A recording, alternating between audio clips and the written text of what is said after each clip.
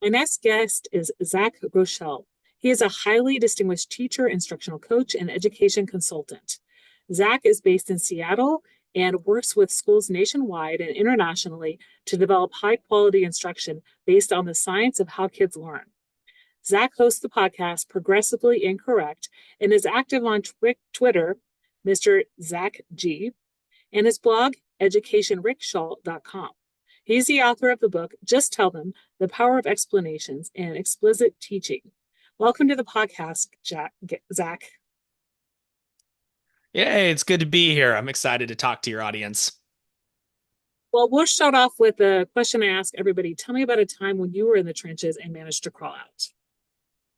Oh goodness. I mean, I'm a teacher by training, having taught for 14 years and then moved into instructional coaching and so on. So a lot of my stories being in the trenches have to do with dealing with day-to-day practicalities, realities of being in challenging schools. I can remember a time when I had a student who their parents, I guess, had figured out the maximum amount of time that this student could be out of school before they sort of got a truancy kind of alarm or notification. So the child I had was coming about every 29 days for one day and then repeating the cycle, leaving for another 29 days. Every time he came in that one day, he would walk between the different desks with he had these big fists and he would come and he would bop kids on the head and he would tear up their tickets and break their pencils. And we'll call him Chris for this call. So Chris was a friend of mine who a little third grader of mine who every 29 days, every 30th day would come and kind of disrupt and destroy my classroom and my lessons. And then he would leave at like 11 o'clock. He couldn't make it through the day because he had no endurance. So he'd leave at that point and we'd have a chase committee trying to find a eloper in the building, or he'd make it out to the highway sometimes. I How did I get out of the trenches was persistent, one-on-one communication and being positive with this child and his parents. And actually, at the end, I felt like a failure about it. But his school is a Native American school, so all the kids go through K through 12. So you could kind of guarantee that if the child didn't move, they would make it through to graduation in that school. And I showed up 14 years later, or however, 10, whatever it was, 10 years later for his graduation ceremony, not expecting him to be there in the crowd. I was looking for every other kid except for him because I assumed it didn't work out for him. And he was there and he actually gave me a pencil. He was one of the only kids who remembered my name because the other third graders didn't remember me. And gave me a pencil and said something like, take this pencil and write your story with it. So a cool kid who just had to give him some time and some hope and some structure made it through the K-12 thing. And I think that's what it's all about. Yeah, yeah, those students that you remember years later, right? And then seeing that they have succeeded in graduating. I contacted you to talk about your book, Just Tell Them, The Art and Science of Explanation. So tell me a little bit about how you came about writing the book and really your frustrations as a teacher and the science of learning. Absolutely. So when I was training to be a teacher, what was in vogue and what I found out later is really in the air we breathe in education, and that's the idea that allowing students to lead the learning and to kind of discover things for themselves. If we can get them to get there and to do that, the learning will be deeper, it will be more powerful, it will be more meaningful, and so on. And still to this day, I say that, and I agree with that statement. If we're able to get kids to take control of their learning and to take ownership of their learning, it's going to be more powerful for them. I do believe that. The issue there is a problem with means versus ends. The end goal of education, in my view, is to create a lifelong learner who's self-regulated and self-directed, who can do great things, think critically, and so on. However, to get them there involves a lot of explicit instruction. And so that is counterintuitive to most, and it's counterintuitive to me. It was when I started because I was that teacher who served on the side, tried to minimize my teacher talk, tried to get kids to figure things out. And what it over time, 4 or 5 years of trying this out, found that that the kids that could do that typically already knew the material pretty well, had a lot of advantages at home, and the kids who struggled in those environments tend to be the kids with fewer resources, perhaps a weaker working memory, or they struggled, they struggled to pay attention and so on. And so, what benefited all kids in almost every circumstance was a scaffolded approach to teaching, where the teacher begins by modeling the material, gets the kids to respond through lots of turn and talks, choral response, whole class kind of discussion, and then moves into a you do phase where the kids do it by themselves. And that whole gradual release thing is the backbone of the book. And what I wanted to highlight in this book was the modeling part, how to model it clearly and concisely so that you can turn over the control to the students and you can be certain that they can do something with it because you set them up with a scaffolded approach. Okay, okay. So you talked to me a little bit in the pre-chat about the fact that your dissertation was around student regulation and control. So when you did your research for your dissertation, you looked kind of at the regulation piece and how we could work more to get students to, pay attention, not get sent out of class, those types of things. Yeah, and I looked at, when you do a dissertation, people don't realize this. They really do want you to look at a very, very narrow area of research, right? You're never gonna solve all of education's problems with a dissertation. You've got to answer a single gap in the literature. So I ended up going towards, can students, if they are given the choice of learning from an expert or studying an example or doing it by themselves without any help, what do they tend to do? And there's a lot of research around help seeking showing that students don't tend to ask for help as much as when they need it. And it we can explain it by sort of an overconfidence effect. Kids tend to be more overly confident about their abilities, mainly because one could be immaturity. The other one is that old sort of Dunning-Kruger, you don't know what you don't know. You don't realize the extent of your ignorance, for lack of a better word. So you think that you can do something and you try it out, and guess what? You fail, then you're frustrated. You maybe develop a negative concept, or maybe you give up, and so you don't get a lot of productivity of those kids.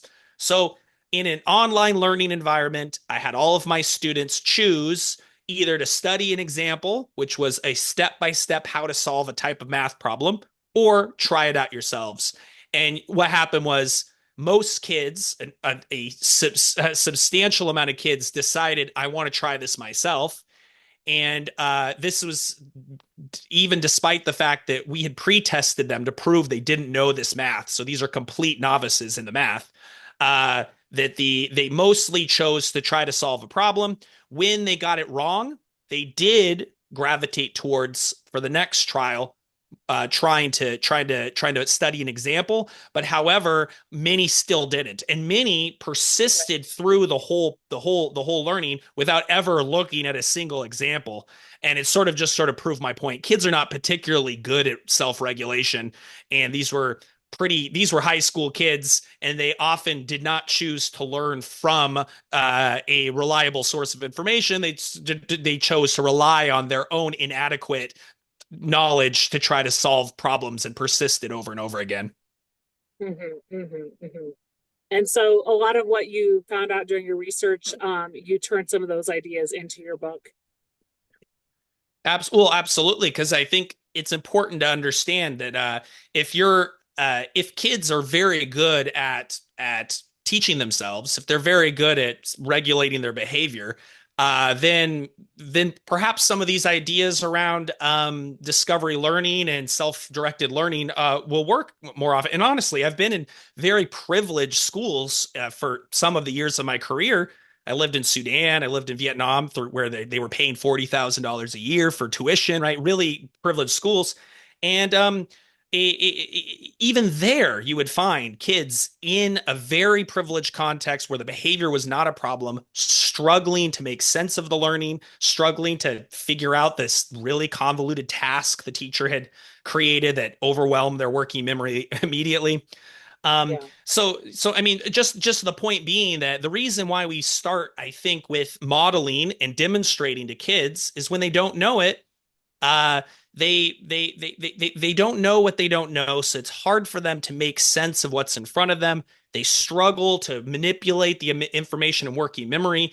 They get overloaded, and then you're going to have to backtrack as a teacher and end up modeling the stuff anyway. So why not start with a really solid, clear, and concise, explicit instruction phase that leads to students doing that work rather than a kind of an upside down model where the kids are trying and struggling to figure stuff out and the teacher has to put out fires and circulate. Yeah, yeah, and like I've seen a lot more of that used here in Colorado in the last couple of years, but like I think also it's that difficulty for teachers who are used to, like kind of leaving them without the gradual release, and then they are putting out fires. It's kind of re-teaching some of those teachers how to teach as well. Do you feel like that's happening a lot with these teachers you coach? Oh, I get a very divided reaction to what I just said. You just said it's kind of teaching teachers to teach. This is the grammar of teaching, right? You don't give kids things they don't know how to do because how can you expect they'd figure it out? You need to give them some structure, you need to orient them to the material and explain it or give examples, and then you pass it to them. You always pass it to them to do something with it, but that isn't in a lot of teacher training programs emphasized. In fact, they even might evoke that explicit instruction is oppressing and that the students are being oppressed by a disciplinarian who's being controlling and thinking they're a know-it-all. And I just have to tell them, like, all of those exaggerated caricatures, those don't have any business in this. This is about what works and how kids tick and how to organize instruction so you yourself actually do less work and you put the work on the students. But you can only do that. You can only do that if you structure and be intentional with your teaching. And that, for me, it maps onto a gradual release framework just perfectly. So let's talk a little bit about your podcast. So you've hosted Progressively Incorrect for 4 years. And talk to me a little bit about how you came up with the name and also what are some of the current episodes on and how often your episodes come out. Yeah. So progressively incorrect. It comes from a blend of, and you reminded me of this in our pre-call. I was like, oh yeah, where did that name come from? It comes from a blend of the show Politically Incorrect, which was a debate show, in the 90s and early 2000s, and the is this book called Progressively Worse, which is all Mhm. about the idea in education that a romantic approach that I've been describing, one in which the child is seen as a flower that blooms on their own and all we have to do is set the conditions for them to grow, that has led to a lot of kids struggling and a lot of kids not learning. If we think of the reading wars that have taken place and the idea around that phonics for so long was underemphasized in education simply because uh, if we create an environment with lots of books, the theory was that kids will teach themselves to read through lots of exposure to print. Well, it's the same with everything else, right? You can't sort of hope that kids are sponges and learn things by osmosis. You have to bring it to them personally and break it down in a way that makes sense for a novice learner. So that's what the podcast is about. I post every week a new episode, and the episodes are mostly teachers and researchers who are interested in that sort of a more common sense approach to teaching, one that's doable and scalable, that it emphasizes the role of the teacher as a orchestrator of the learning, not like a passive guide on the side. And so we've had Dan Willingham has been on, Paul Kirshner. What are some recent ones that I loved? Oh, Robin Codding and Marcy Stein. These are all folks that these are all folks in the space of explicit instruction being a huge ingredient in instruction. I know that's not everybody's cup of tea. I swear that the schools that kind of embrace that role and reclaim the idea of education as furthering kids' achievement so that they can choose their own adventure once they're out of school. They see kids that are successful, that are happy, that enjoy the feeling of accomplishment that comes from being supported in this way. Mhm, mhm. So I'll definitely put a link to the show in the show notes, and people can check that out. You also have recently left the classroom, so you're fully consulting now.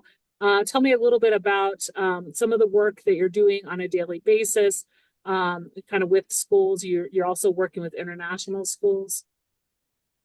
Yeah, I'm quite I'm open for business, but I'm also quite busy, which is a really I really feel good about it.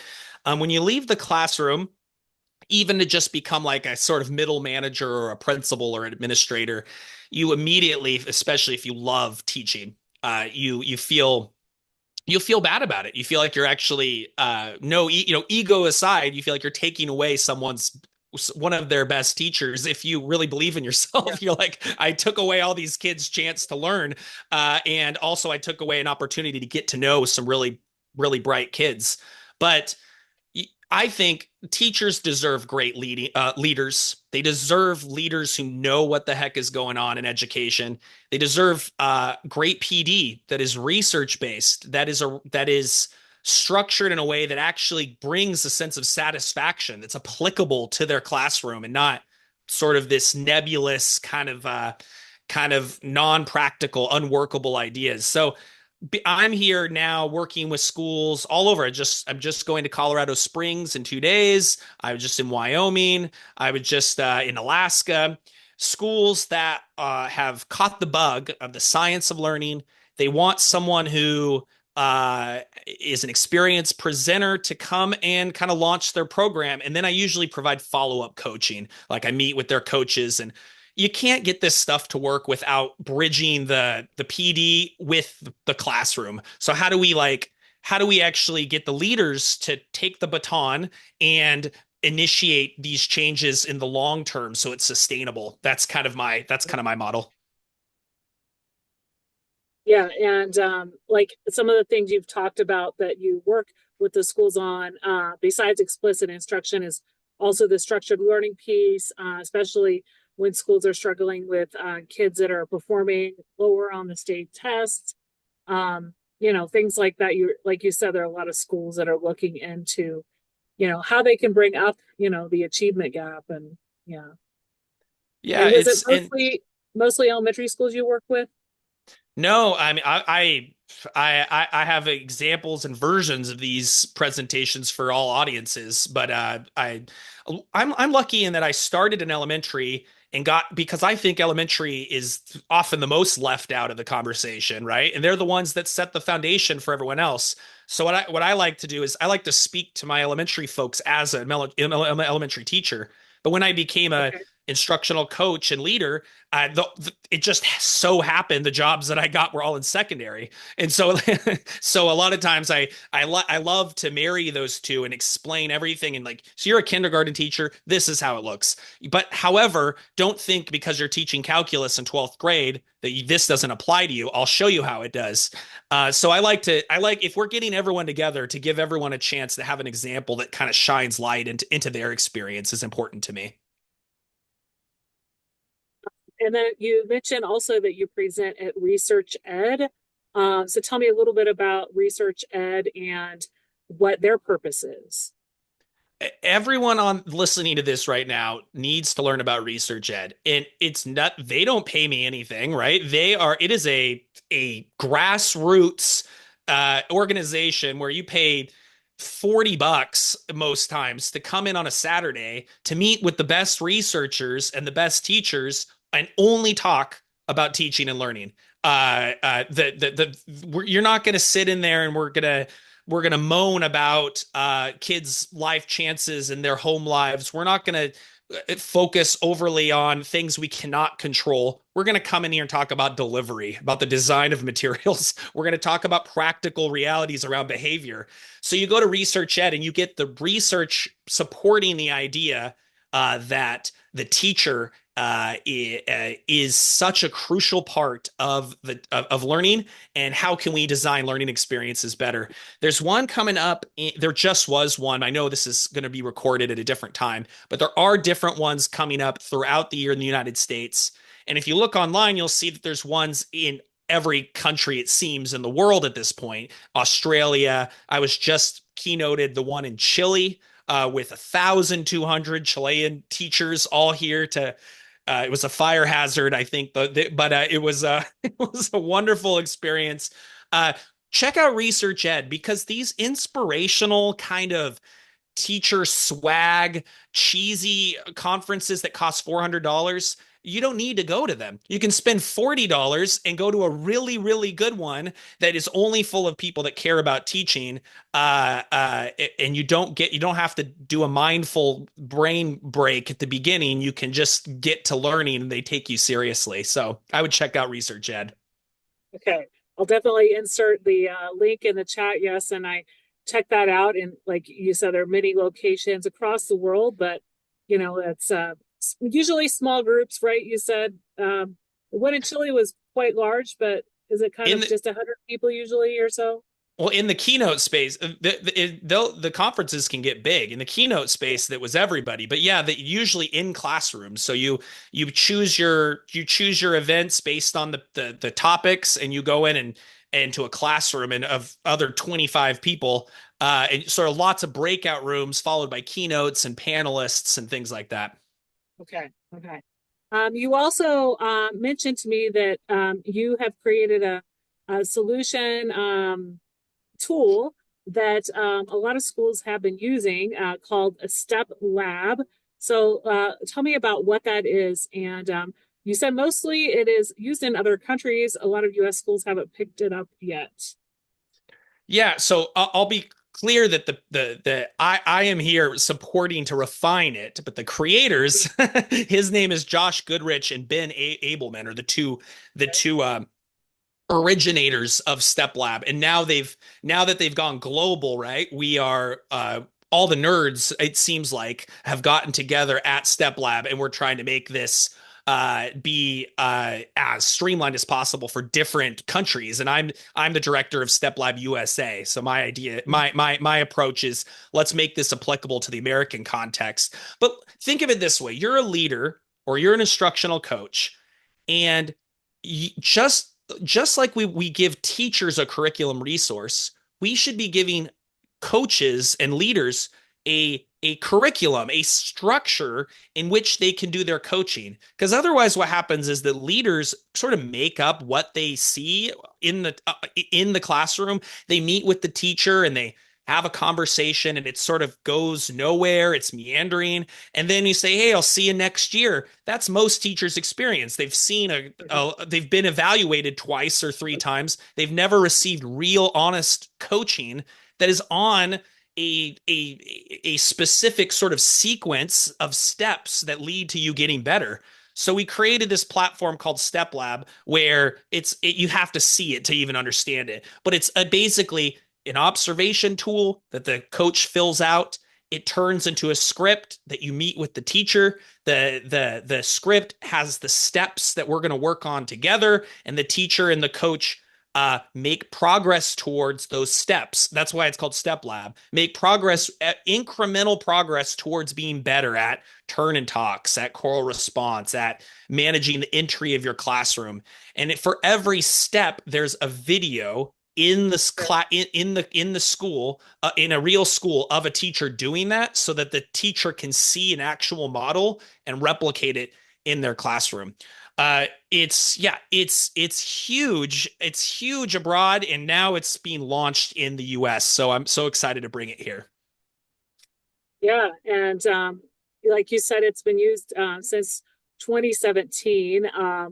I think um, when we don't have necessarily the funding for an instructional coach as well in a lot of schools, this is definitely something that principals can look into and consider using.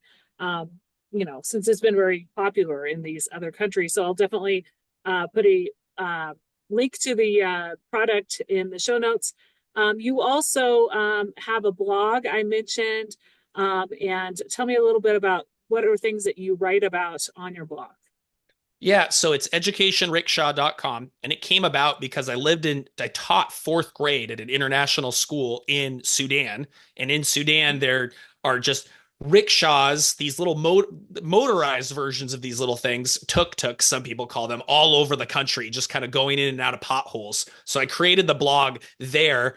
And I've since it serves as the hosting site for Progressively Incorrect. It also serves as like a place where I put out announcements. So you just heard about Step Lab. You want to come to one of our conferences. You want to come to one of our mini events or intensives. We have them in Philadelphia and Charlotte and New York City. So it's a place for all the events I'm putting on. And also I blog about things related to working memory, to attention, things that I notice in classrooms that I think you know teachers a lot of teachers talk while the kids are supposed to be reading, right? So I'll get into the nitty gritty of a specific thing that maybe started as an annoyance, but here's a solution. Instead of talking while kids are reading, give a very clear 3 2 1, you may begin, and then stand in place before you circulate. So I try to break down teaching in the blog as well. So that's called Education Rickshaw. I appreciate you allowing me to highlight that. Yeah. Well, we've had a great conversation around just the different things that you do with the podcast, the blog, research ed, and your book. Out of everything we've talked about today, what's one thing you'd like listeners to remember? Uh, I think when it comes to teaching, that there are so many networks and there are so many people out there that are can connect you to resources. It's almost overwhelming how much there is. There's a billion podcasts now. There's a billion websites. What I would encourage folks to remember, and you may not believe this, and that's fine, right? It's we can all believe different things, but that the persistent struggle that teachers have, in my view, is that they may think that they are offending children, or that they are taking away something from the children by teaching. And I want you to reclaim the mantle of the expert and learn your subject really well and perfect this art and this science of delivery and explicit instruction. And I can almost guarantee that you will immediately see success, and your children, your students will enjoy their lessons when you teach a little bit more explicitly. So check out, if you want to remember anything, check out my book. It's called Just Tell Them, and it's all about that. Just when push comes to shove and the kids are frustrated, explain the material to them. Yeah, yeah. Well, thanks so much for being a guest on the podcast today. Where can people connect with you and find you online? You can find me at Mr. Zach G across Blue Sky and Threads and Twitter. And I am on the Science of Math Facebook group as a moderator if you're into how scientific principles apply to teaching math. But you can go to my website, educationrickshaw.com, and use that contact form, and we can be in contact, and I can bring you some of these ideas straight to your school. So check that out, and please listen to my podcast along with this one, Progressively Incorrect, for sort of my updates with various guests. Great. Well, it was a pleasure having you on the Out of the Trenches podcast today, hearing more about your work and some of the things that will help educators use explicit instruction more frequently, and really also the coaching tool that you mentioned as well for administrators. Thank you so much. I appreciate it. Thank you. This was great.